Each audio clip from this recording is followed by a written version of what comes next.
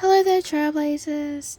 My name is Ace, and this is going to be a Honkai Star Rail lore video. So this is going to involve the IPC, Stellar Hunters, and a ton of other things, but mainly what in the world is the IPC's deal and the possible identity of Diamond. Before I start this, I just wanted to say this video has been done by someone else, specifically the identity of Diamond, and I was watching that video, and when they mentioned which character they thought was Diamond, and I was thinking of the same one, I was shocked. And that's what inspired me to make this video, because I have a few ideas of what the IPC could be up to that connects to that. To begin, a while ago there was a theory that Himiko was once part of the IPC because she had insider information on how successful their projects were, and she says this in the 1.4 event in Belobog, but I don't think she was the one part of the IPC. I think she used to know someone who is part of the IPC. I think she used to know Diamond, one of the 10 Stone Hearts. Right now, you're probably thinking that there's no way that Himiko knew Diamond, but I'm here to tell you how she may have. Take a look. This is said to be Diamond's hand in the IPC trailer we got a while back. The first thing you'll see is that his hand is golden. My first thought was, oh, it's like Void Archive's hand, and then I thought for a moment, and I truly believe that this is Diamond's identity. Another little fun fact is that Void Archives used to be part of the Express with Welt and Himiko, because Welt and Void Archives travelled to the Star Rail universe from the Honkai Impact universe. And this means that if he was and is Diamond, then he could have told that to Himiko, and that's how she could know that information. Something else that could back this up is, this is kind of far-fetched, but Bai-Hung was also once part of the Express, and he could have known her during that time, and she did go into the Xianzhou Luofu. After a while, he could have decided to go there as well to find out what was going on there. Because remember, the IPC and the Xianzhou Luofu, they have an alliance, so they're not really going to try and steal from it. And Void Archives could have wanted something from there, so he could have gone there to try and suss it out, see what's going on there. Let's just remember that inside of Luocha's coffin are the remains of Tazironth, the Aeon of the Swarm. And nobody likes the Swarm, everyone believes that it's evil, and the IPC definitely has something to do with it. I don't believe that they're following Tazironth. I believe they could be on something else, like the Path of Finality. Over in Amphorius, there are 3 Aeons that reside over there.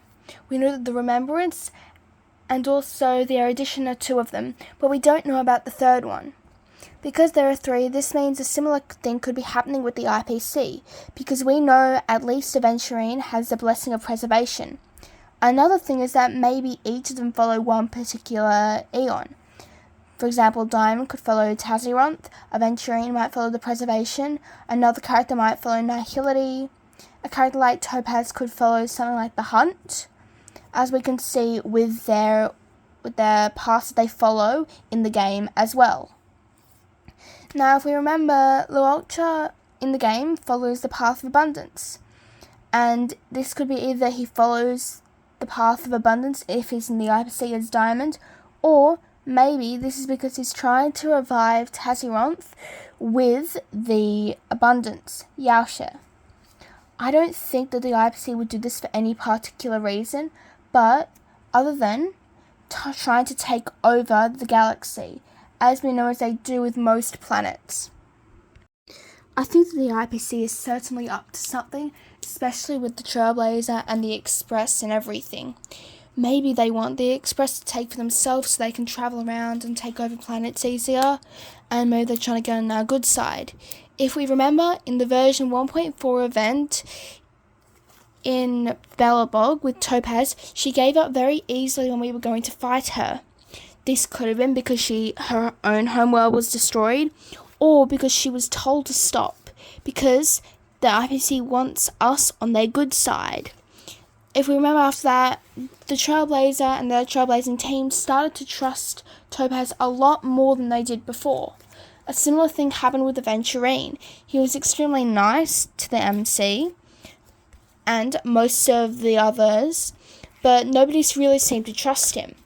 Then he basically attempted to kill us all, but Acheron stopped him.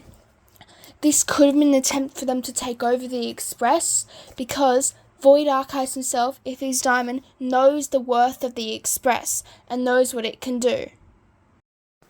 Let's also remember that Jade gifted the Trailblazers 5% of Penacony, or rather the ship. Why would they give us that? They have no motivation, no reason to. Maybe because we helped them out, but maybe it's because we saved the planet that they wanted to take for themselves from impending doom, but also to get us on their good side, much like Topaz and Aventurine seem to be trying to do.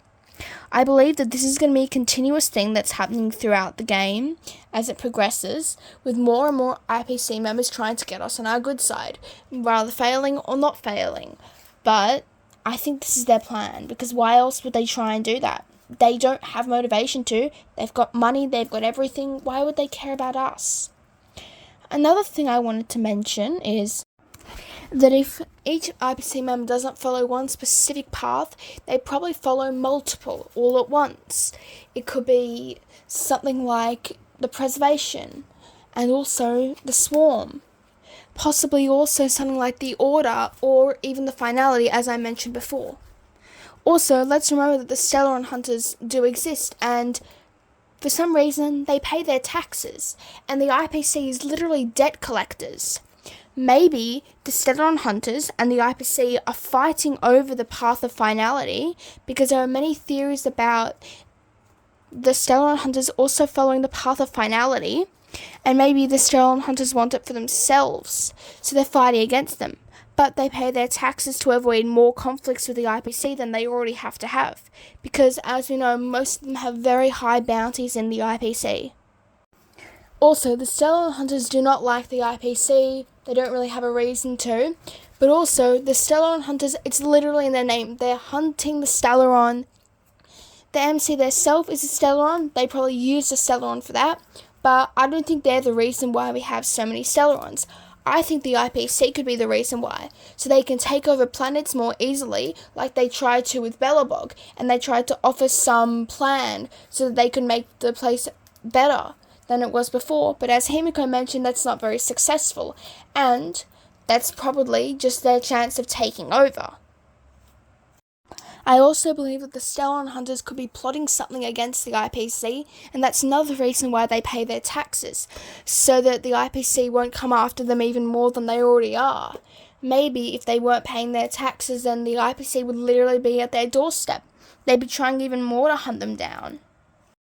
This video is seriously just a rant. If I've made any mistakes, please correct me.